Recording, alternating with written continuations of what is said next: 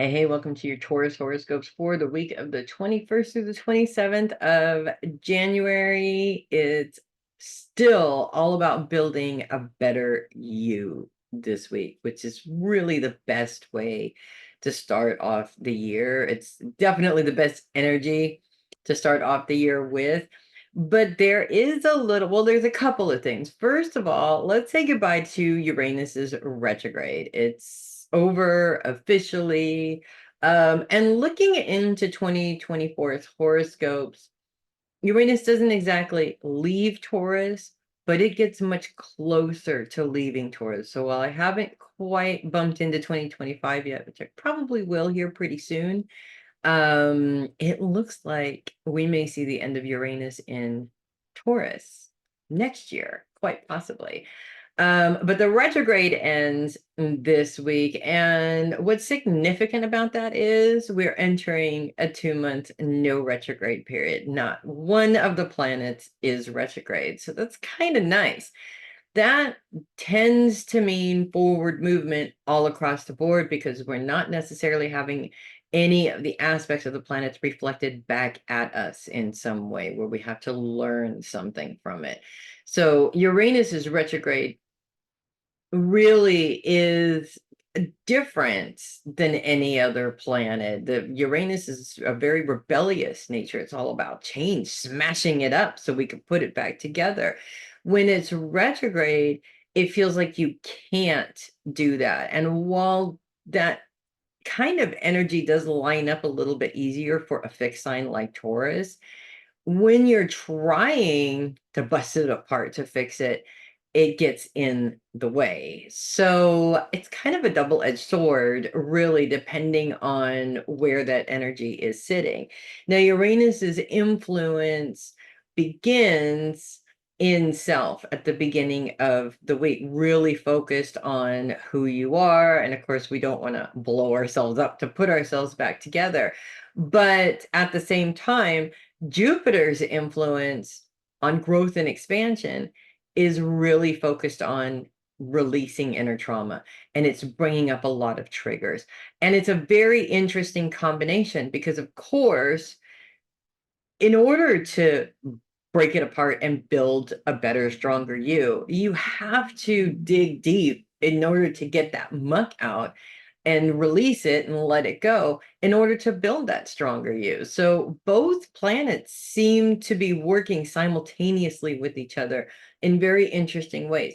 On top of that, Uranus is trine with starting off at the beginning of the week, mainly with Mercury, which moves into conjunction with Mars by the end of the week. So that trine becomes a trine with both of them. And as this is happening, Uranus's focus is moving into that inner trauma as well. So, but a trine is very helpful, right? Especially because Mars energy is going towards your long-term goals. And we also have Jupiter in a grand sextile with Venus as well as Saturn. Saturn's focus really is on your support system, the people that are supporting you, and just reminding you that you want to make sure that you are choosing the right people, of course, for that support, while Venus is focused on creative ways of dealing with financial issues. So there's a lot of really positive energy going towards all these really important parts of your life. And it's sort of saying, like, once you release these things will all the doors sort of open up. It's also, to add another very interesting layer to this, it also should be said that I run into with my clientele and myself, I've done this myself also. I run into this a lot in terms of where people are saying, when I fix me, then I can go ahead and fix all the other problems in my life. So basically establishing that I'm powerless to do anything and fix any of my problems until I figure myself out, which puts everything, including yourself, on the back burner. You can work on you and work on these problems all at the same time. It's all about balance. Of course, you don't want to overwhelm yourself with too much work, but at the same time, the way I see it is By going in the former, putting everything off until you fix you, you're actually establishing that you don't want to fix any of it, or that you're not going to fix any of it, because you're always going to come up with stumbling blocks in that personal growth journey. It's part of the journey. And if you put everything else off until the end of that, you're going to be putting it off for a really long time. So I feel like it gives you a more successful motivational energy if you're working on everything at once, and just making sure you maintain a balance in that as well. And also, and this is very important for some Tauruses that I know, it's not just all about work. It is about play. It is about rest. It is, that's what the balance is. It's a work, play, rest balance. And we need to maintain that throughout the growth process. It does definitely help. We do have a little bit of a challenge with Jupiter moving into a square with Pluto, which the sun is also a part of because it is conjunct with Pluto this week. That is focused on your career. So this is also very typical as you are focusing on all the different irons in the fire in your life. One of those irons could sort of fall into the fire when you're not paying attention. This is why balance and, scheduling your time and all of those things is just so incredibly important. And I feel like this isn't something that you guys are alien to. I mean, most of the Tauruses that I know, they either move at the speed of a snail or at the speed of the hare, 98 miles an hour or two. Most individuals will go either or, depending on what time of day it is and what they're doing. So that's why it's also really, really important to create a balance, because that 98 miles an hour wears you out, and that leads to 2 miles an hour. And if you extend all that energy for you're done in the day, you're not going to really get very far. 50-50 is always your best bet, and it helps to eliminate the problem of having issues that you have to fix later on.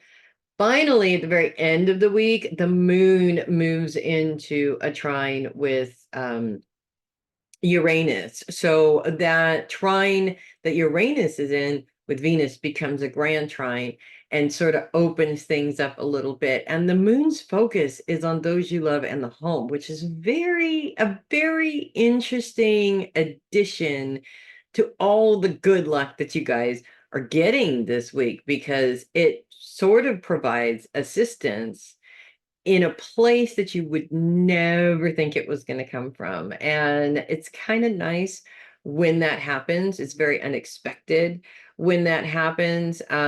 It's almost like the visualization that I get is, having a conversation with your young child while your mind is stuck on all the different things that you're worried about, and the child just says that one prophetic thing that makes it all make sense all of the sudden. That's exactly what this grand trine feels like. I don't think they mean to help you. It's just all of a sudden they say something and boom, everything just sort of falls into place. It's the missing link that you've been waiting for, which is awesome. So that's what I have for you guys this week. That's quite a lot of really good stuff there. Really good news for sure.